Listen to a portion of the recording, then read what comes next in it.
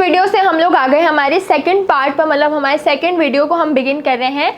जो हमने नया एक सीरीज स्टार्ट किया है जिसमें हम सारे फ्लो चार्ट्स को देखेंगे, सारे चैप्टर्स जो इम्पॉर्टेंट वेटेज वाले चैप्टर्स है। जैसे मैंने पहले लाइट कवर किया, तो लाइट था हमारे 10 to 12 मार्क्स का, तो उसके न्यूमेरिकल्स, उसके फॉर्मूलाज देखना बहुत इंपॉर्टेंट था।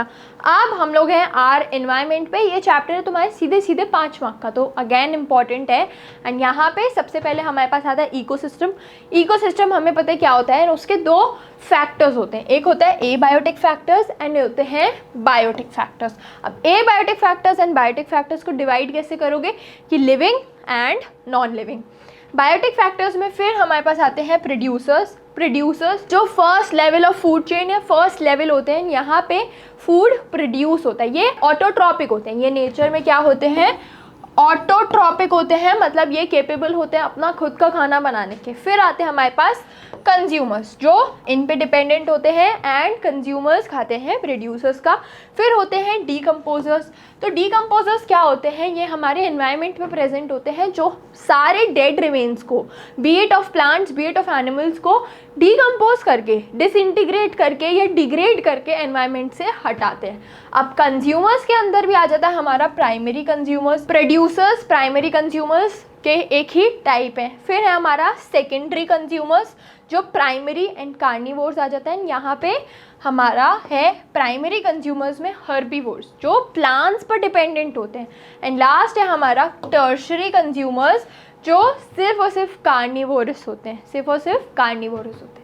ठीक है, नेक्स्ट हमारे पास है हमारा energy pyramid and this is important. अब एक चीज़ मैंने यहाँ पे इन्वॉल्व नहीं करी क्योंकि उसका आंसर मेरे को आप लोग दोगे कमेंट्स में। मैंने बताया पहले कि जो एनर्जी ट्रांसफ़र हो रही है हर लेवल पे वो कितने % से हो रही है। मैंने एक परसेंटेज पूछा है कि एनर्जी ट्रांसफ़र हो रही है जो हर लेवल से वो कितने % पे हो रही है। जैसे अगर प्रोड्यूसर्स से प्राइमरी कंज्यूमर्स पर जाएगी तो कितने % डिडक्ट होके जाएगी या कैसे जाएगी, कमेंट्स में मेरे को ये चीज़ बताओ। अब सबसे पहले हमारे पास प्रोड्यूसर्स है, प्रोड्यूसर्स के बाद है हमारा प्राइमरी कंज्यूमर, फिर हमारा सेकेंडरी कंज्यूमर है, लास्ट है हमारे टर्शरी कंज्यूमर। अब यहाँ पे एनर्जी लॉस्ट होती है एज हीट एंड इन सब के बाद हमारे पास होता है डीकम्पोजर्स जो पूरे एनवायरनमेंट को क्लीन एंड ग्रीन, मतलब एक तरीके से बोल सकते हैं रखने के लिए डीकम्पोज करते हैं सारी चीज़ों को। एंड लास्ट हमारे पास आता है हमारी फूड चेन मतलब कि जैसे प्रोड्यूसर ने हेल्प ली एक एबायोटिक चीज़ से एंड उनने अब खाना बनाया, ये ऑटोट्रॉपिक होता है। ठीक है, ये ऑटोट्रॉपिक है, इनने अपना खाना बनाया एंड इनको कंज्यूम किया एक प्राइमरी कंज्यूमर ने। ठीक है, वो बेसिकली हर्बीवोर होगा। अब हर्बीवोर है, जैसे हमने एग्जाम्पल ले लिया यहाँ पे ग्रास हॉपर का। ठीक है, ग्रास हॉपर को खा लिया किसी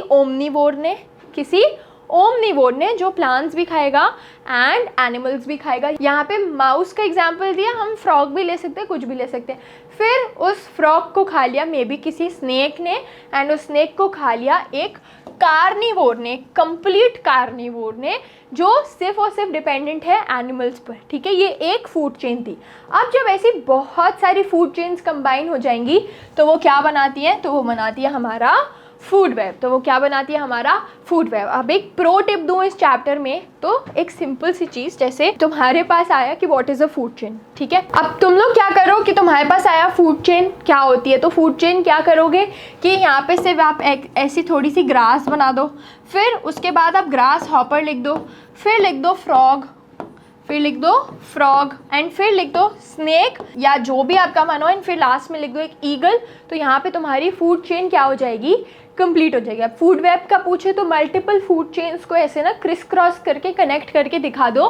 तो इस चैप्टर में अगेन फ्लो चार्ट्स इंपॉर्टेंट है। अब यहाँ पे मैंने फ्लो चार्ट्स यूज़ करे थे तो उसकी तुम्हें PDF मिल जाएगी डिस्क्रिप्शन बॉक्स में।